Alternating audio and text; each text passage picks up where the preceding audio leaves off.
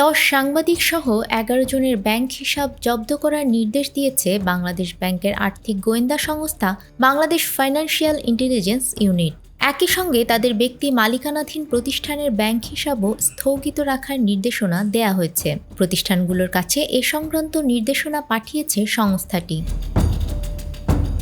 যাদের হিসাব জব্দের নির্দেশ দেওয়া হয়েছে তারা হলেন দৈনিক বাংলার ভারপ্রাপ্ত সম্পাদক চৌধুরী জাফরুল্লাহ শারাফত, জাতীয় প্রেস ক্লাবের সাবেক সভাপতি শফিকুর রহমান, টিভি টুডের প্রধান সম্পাদক মঞ্জুরুল আহসান বুলবুল, ওয়াশিংটনের সাবেক press minister Sajjad Hossain Sabuj, DBC নিউজের assignment editor Naznin Munni, independent টিভির প্রধান বার্তা সম্পাদক আশিস ঘোষ সৈকত, গাজী টিভির এডিটর রিসার্চ অঞ্জন রায়, সময় টিভির চট্টগ্রাম ব্যুরো চিফ কমল দে, দৈনিক আমার সময়ের প্রধান সম্পাদক আব্দুল গফফার খান, যুগান্তরের সাবেক নারায়ণগঞ্জ প্রতিনিধি রাজু আহমেদ।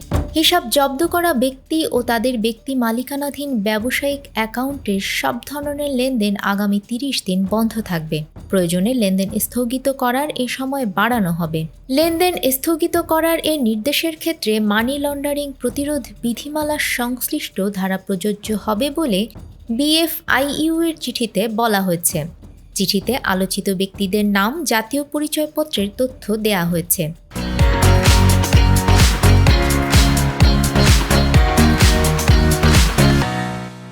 বিএফআইইউ এর নির্দেশনায় আরও বলা হয়েছে, যেসব হিসাব স্থগিত করা হয়েছে তাদের হিসাব সংশ্লিষ্ট তথ্য বা দলিল, যেমন হিসাব খোলার ফর্ম, কেওয়াইসি ও লেনদেন বিবরণীর যাবতীয় তথ্য চিঠি দেওয়ার তারিখ থেকে 2 কার্যদিবসের মধ্যে বিএফআইইউতে পাঠাতে হবে।